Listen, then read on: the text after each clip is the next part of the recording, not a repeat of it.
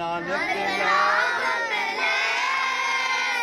Camp Gurmad in Rockville, Maryland, Sikh American kids from across the country have come to learn about their faith and their heritage.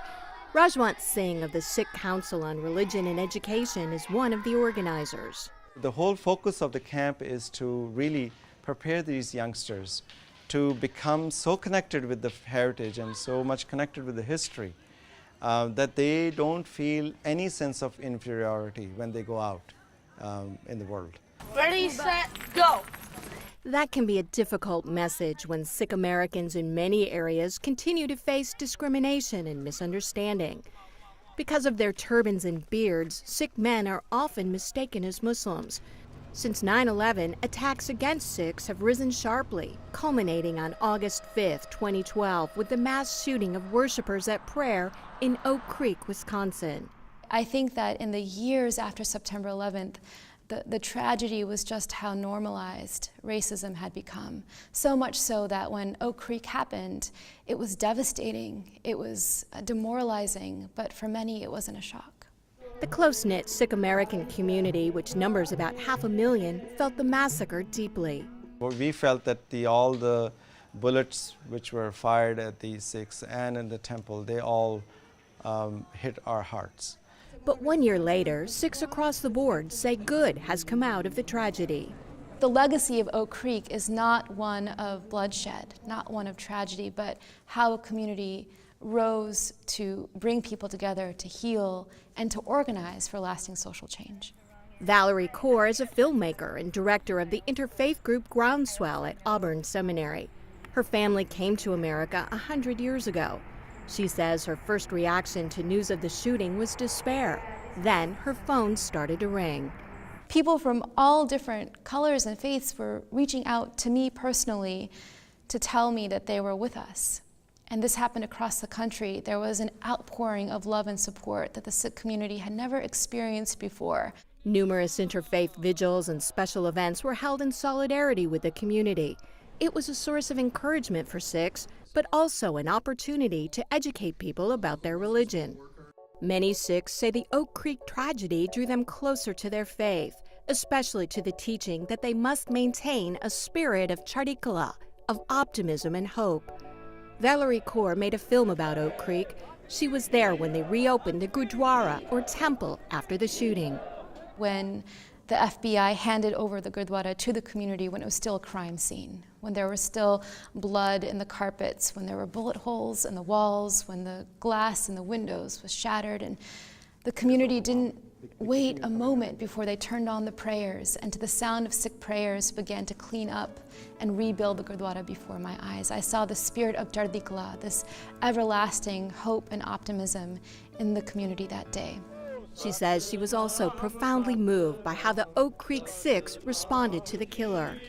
The whole community gathered together in order to pray, and they named each person who was killed in the tragedy, prayed for each of the victims, and then they named the gunman. And we as a community prayed for the soul of Wade Michael Page. And I think in that moment, I, as a young Sikh American woman, felt myself deeply connected to a faith tradition that responds to the most egregious atrocities with the spirit of love. Leaders say since the shooting, there's a new sense of identity in the community.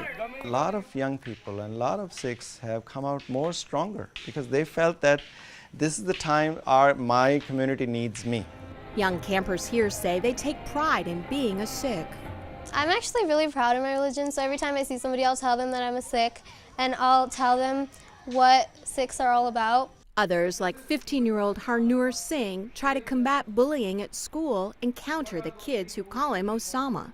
If you don't tell them right there that, no, I'm actually not a Muslim, I'm a Sikh, this is what we believe in, this is who we are, and we're in no way affiliated with any terrorist group, that ignorance just keeps spreading, and eventually you have every Sikh kid getting made fun of. Sita Singh. On the national level, the Sikh Coalition and other groups began a campaign to have the government specifically include Sikhs in U.S. hate crime statistics. I remember standing with the police chief in Oak Creek as he hunched over the hate crime report form that he was obligated to fill out for the federal government. He showed me the report form and said, there's no way for me to check off the deaths that happened down the street. There is no category for me to count the lives of Sikh Americans who were murdered. This must change.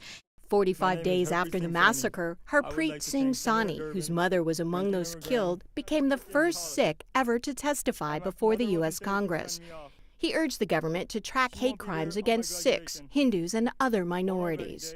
I want to combat hate, not just against Sikhs, but against all people.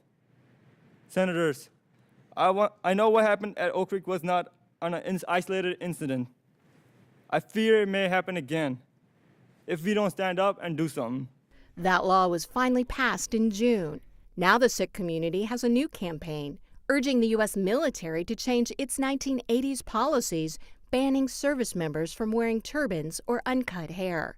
Major Kamaljit Singh Khalsi spent 2 years getting an exception to the rule. He served as a doctor in Afghanistan and earned a Bronze Star. I can tell you with 100% assurance that none of my fellow soldiers or patients could care less that I was wearing a turban or a beard while I was treating their wounds. All that mattered was that whether I was an asset to the mission.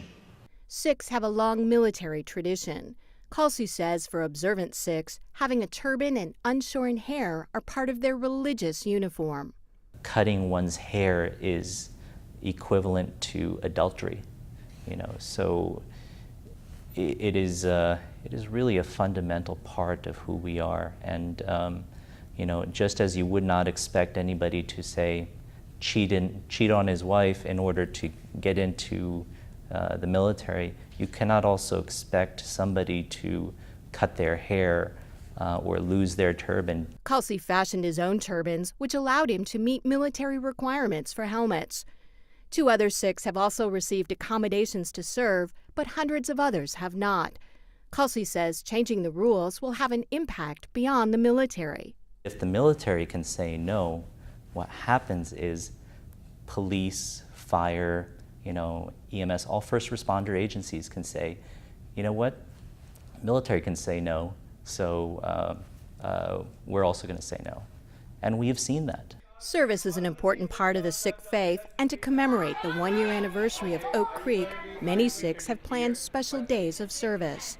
You can come to us with any problem and we will help you. We will willingly help you, and that's our duty as a Sikh. That is the duty for every Sikh.